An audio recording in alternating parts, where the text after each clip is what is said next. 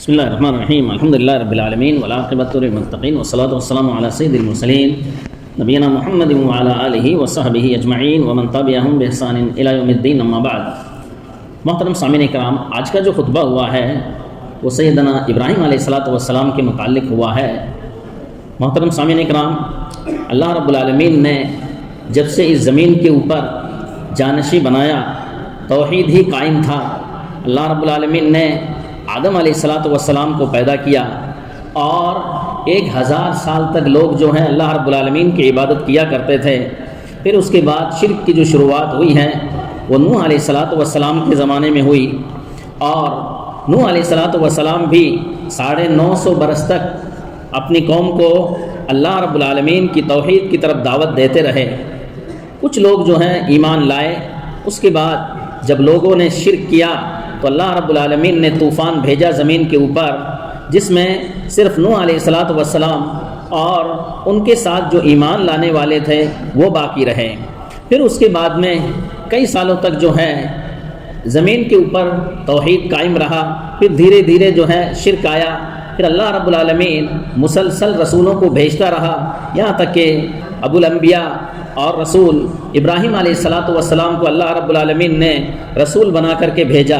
وہ ایسی قوم میں پیدا ہوئے جو کہ بتوں کے پجاری تھے، اور اللہ رب العالمین نے ہمارے لیے ابراہیم علیہ السلام کو نمونہ قرار دیا۔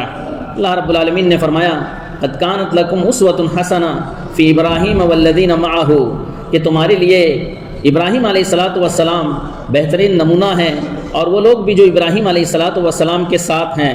اللہ رب العالمین نے ہمارے دین کو بھی ابراہیم علیہ السلام کا دین قرار دیا۔ اللہ رب العالمین نے فرمایا ملت ابیکم ابراہیم، ابراہیم علیہ السلام کا دین تمہارا دین ہے۔ اور اللہ رب العالمین نے ابراہیم علیہ السلام کی تعظیم کرتے ہوئے، ان کی تعریف کرتے ہوئے فرمایا ان ابراہیم کان امۃ قانتا للہ حنیفا ولم یکن من المشرکین، کہ بے شک ابراہیم علیہ السلام امام اور اللہ کے مطیع اور فرما بردار بنتے تھے، اور ایک طرفہ مخلص تھے، وہ مشرکوں میں سے نہیں تھے۔ ابراہیم علیہ السلام ہمارے نبی جناب محمد رسول اللہ صلی اللہ علیہ وسلم سے بھی زیادہ فوقیت رکھتے تھے۔ اس طرح کے اللہ رب العالمین نے ابراہیم علیہ السلام کو اپنا جگری دوست بنایا۔ واتخذ اللہ ابراہیم خلیلا، پھر رسول اللہ صلی اللہ علیہ وسلم کے آخری زندگی کے اندر اللہ رب العالمین نے ہمارے نبی جناب محمد رسول اللہ صلی اللہ علیہ وسلم کی طرف وحی کی، اور اللہ رب العالمین نے رسول اللہ صلی اللہ علیہ وسلم کو بھی اپنا جو ہے جگری دوست بنا دیا۔ اسی بنا پر اللہ کے رسول صلی اللہ علیہ وسلم نے فرمایا اتخذہ اللہ خلیلا کما اتخذ ابراہیم خلیلا، کہ اللہ کے رسول صلی اللہ علیہ وسلم کو اللہ تعالیٰ نے ایسے ہی اپنا جگری دوست بنایا جس طریقے سے ابراہیم علیہ السلام کو اللہ تعالیٰ نے اپنا جگری دوست بنایا۔ اس طریقے سے ہمارے نبی جناب محمد رسول اللہ صلی اللہ علیہ وسلم کا جو مقام ہے وہ پوری مخلوق کے اندر افضل، اور جتنے بھی نبی ہیں ان میں سب سے اونچا مقام ہمارے نبی جناب محمد رسول اللہ صلی اللہ علیہ وسلم کو حاصل ہوا۔ میرے مسلمان بھائیوں، آج ہم لوگ جو ہیں ابراہیم علیہ السلام کی سیرت سننے والے ہیں۔ ہمیں معلوم ہونا چاہیے کہ ابراہیم علیہ السلام جو ہیں یہ آزر کے بیٹے تھے، جس طریقے سے اللہ رب العالمین نے فرمایا وَإِذْ قَالَ إِبْرَاهِيمُ لِأَبِيهِ آزر، کہ محمد صلی اللہ علیہ وسلم آپ اس وقت کو یاد کریں جب کہ ابراہیم علیہ السلام نے اپنے باپ آزر سے کہا۔ اور ابراہیم علیہ السلام ایسی قوم میں پیدا ہوئے جو کہ بتوں کی عبادت کرتی تھی، اور ان کے جو باپ تھے وہ خود بت بناتے تھے اپنے ہاتھوں سے۔ تو ابراہیم علیہ السلام اللہ رب العالمین کی وحدانیت کی طرف غور و فکر کرتے تھے، یہاں تک کہ اللہ رب العالمین نے ابراہیم علیہ السلام کو نبی اور رسول بنایا۔ نبی رسول بنانے کے بعد ابراہیم علیہ السلام نے اپنی دعوت کی ابتدا اپنے باپ سے کی، اور کہا یا ابت انی قد جانی من العلم ما لم یاتک فاتبعنی اہدک صراطا سویا، اے ابا جان میرے پاس ایسا علم ہے جو آپ کے پاس نہیں آیا ہے، لہٰذا آپ میری اتباع کیجئے، میں آپ کو سیدھا راستہ بتاؤں گا۔ پھر ابراہیم علیہ السلام کو ان کے والد نے ڈانٹا اور کہا اراغب انت عن آلہتی یا ابراہیم۔ بہرحال اللہ رب العالمین نے ابراہیم علیہ السلام کا جو قصہ ہے بڑے مفصل طور پر ذکر کیا ہے، سورہ مریم کے اندر اللہ تعالیٰ نے فرمایا وَاذْكُرْ فِي الْكِتَابِ إِبْرَاهِيمَ إِنَّهُ كَانَ صِدِّيقًا نَبِيًّا إِذْ قَالَ لِأَبِيهِ يَا أَبَتِ لِمَ تَعْبُدُ مَا لَا يَسْمَعُ وَلَا يُبْصِرُ وَلَا يُغْنِي عَنكَ شَيْئًا يَا أَبَتِ إِنِّي قَدْ جَاءَنِي مِنَ الْعِلْمِ مَا لَمْ يَأْتِكَ فَاتَّبِعْنِي أَهْدِكَ صِرَاطًا سَوِيًّا۔ اس کتاب میں سیدنا ابراہیم علیہ السلام کا قصہ بیان کیجئے۔ بلا شبہ وہ بڑے سچائی والے نبی تھے۔ جب انہوں نے اپنے باپ سے کہا ابا جان آپ ایسی چیزوں کی عبادت کیوں کرتے ہیں جو نہ سنتی ہیں نہ دیکھتی ہیں نہ تمہارے کسی کام آ سکتی ہیں؟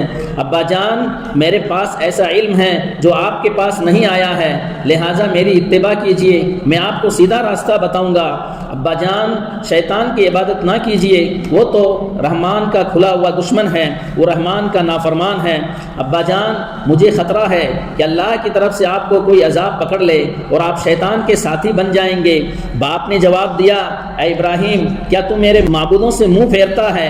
تو اس کام سے باز آ جا ورنہ میں تجھے سنسار کر دوں گا، اور بہتر یہی ہے تو ایک لمبی مدت کے لیے میرے سامنے سے دور چلا جا۔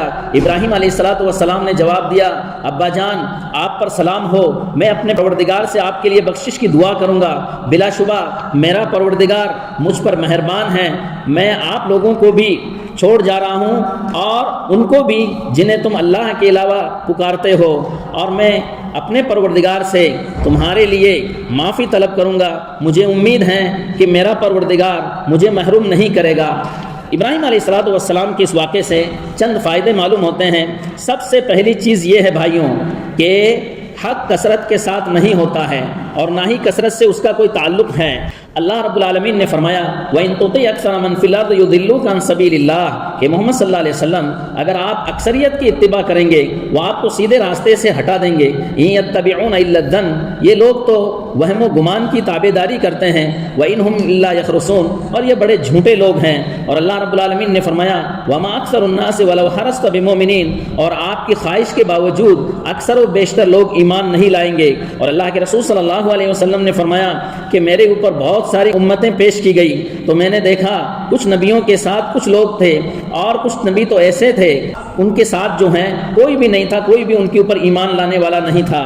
علامہ عبد الرحمن بن ناصر السعدی رحمہ اللہ فرماتے ہیں حق کو کثرت سے نہیں پہچانا جاتا ہے اور کسی حکم پر چلنے والوں کی کم تعداد اس کے باطل ہونے کی دلیل نہیں ہے، بلکہ حقیقت اس کے بالکل برخلاف ہے، کیونکہ حق پر چلنے والوں کی تعداد ہمیشہ کم ہی رہی ہے، مگر اللہ کے نزدیک ان کی بہت بڑی قدر و منزلت اور بہت بڑا اجر و ثواب ہے۔ بلکہ حق و باطل کو پرکھنے کا جو صحیح طریقہ ہے اسی سے ہم حق کو پہچان سکتے ہیں۔ نمبر 2 مسلمان کو چاہیے کہ سب سے پہلے اپنے قریبی رشتہ داروں کو دعوت دے، جیسا کہ اللہ رب العالمین کا ارشاد ہے وَأَنذِرْ عَشِيرَتَكَ الْأَقْرَبِينَ اے محمد صلی اللہ علیہ وسلم اپنے قریبی رشتہ داروں کو ڈرائیے۔ بھلائی کے سب سے زیادہ حقدار قریبی رشتہ دار ہیں، بلکہ دعوت کی شروعات انہی سے کرنا واجب ہے۔ اس لیے ابراہیم علیہ السلام نے سب سے پہلے اپنے والد کو دعوت دی۔ کچھ لوگ ایسے ہیں جو دوسروں کو تو بہت زیادہ فائدہ پہنچاتے ہیں مگر اپنے گھر والوں کے لیے بہت کم فائدہ مند ہوتے ہیں، گویا کہ اس کی بھلائی دوسروں کے لیے ہے اپنے رشتہ داروں کے لیے نہیں۔ بعض لوگ تو ایسے ہیں کہ ان کے ماں باپ بیوی بچے گمراہ اور بددین ہیں مگر ان کو واعظ و نصیحت نہیں کرتے اور نہ ان کو بھلائی کی دعوت دیتے ہیں۔ یہ ہے ماں باپ کی نافرمانی اور اولاد کے ساتھ ناانصافی۔ لہٰذا ماں باپ اور اپنے بیوی بچوں کے لیے سب سے بڑا تحفہ یہ ہے بھلائی کی طرف ان کی رہنمائی کی جائے۔ نمبر 3 دعوت میں نرمی اختیار کریں تاکہ لوگ آپ کی دعوت کو قبول کریں۔ ابراہیم علیہ السلام کو دیکھیں کہ اپنے باپ کے ساتھ کس طریقے سے نرمی سے پیش آئے۔ انہوں نے اپنے والد کو جاہل اور گمراہ نہیں کہا بلکہ نرمی سے کہا ابا جان میرے پاس ایسا علم ہے جو آپ کے پاس نہیں آیا۔ نمبر 4 مبلغ پر ضروری ہے کہ وہ لوگوں کی ہدایت کا بڑا ہی حریص ہو، نہ صرف اپنی ذمہ داری ختم کرنا چاہتا ہو۔ ابراہیم علیہ السلام اپنے باپ کی ہدایت کے کتنے حریص تھے، بڑا ہی نرم لہجہ اختیار کیا، تنہائی میں اپنے باپ کی ہدایت کے لیے دعا کی اور عذاب سے بچانے کے لیے بڑی شفقت بھرا انداز جو ہے ابراہیم علیہ السلام نے اختیار کیا۔ پانچویں چیز یہ ہے کہ جو آدمی کفر کے اوپر مر گیا ہو تو ہمارے لیے جائز نہیں ہے کہ ہم اس کے لیے دعائے مغفرت کریں۔ اللہ رب العالمین نے فرمایا ما کان للنبی والذین آمنوا یستغفروا للمشرکین ولو کانوا اولی قربى من بعد ما تبین لهم انهم اصحاب الجحیم، نبی کے لیے اور مومنوں کے لیے جائز نہیں ہے کہ مشرکوں کے لیے دعائے مغفرت کرے اگرچہ کہ وہ ان کے قریبی رشتہ دار ہی کیوں نہ ہو، اس کے بعد کہ ان کے اوپر واضح ہو گیا کہ یہ جہنمی ہے۔ وما كان استغفار ابراہیم لأبیہ الا موعدۃ وعدها ایاہ۔ رہی بات ابراہیم علیہ السلام نے اپنے باپ کے لیے جو استغفار کیا ہے تو انہوں نے چونکہ وعدہ کیا تھا، لیکن جب ان کے سامنے بھی واضح ہو گیا کہ جو والد ہیں وہ کافر ہیں تو انہوں نے بھی جو ہے برات اختیار کی۔ لہٰذا ہمیں ابراہیم علیہ السلام کے اسوہ کو اپنانا چاہیے۔ اللہ سے دعا ہے اللہ رب العالمین ہمیں ایمان و عمل کی توفیق عطا فرمائے، آمین۔ وآخر دعوانا الحمد للہ رب العالمین، جزاکم اللہ خیرا، السلام علیکم ورحمۃ اللہ وبرکاتہ۔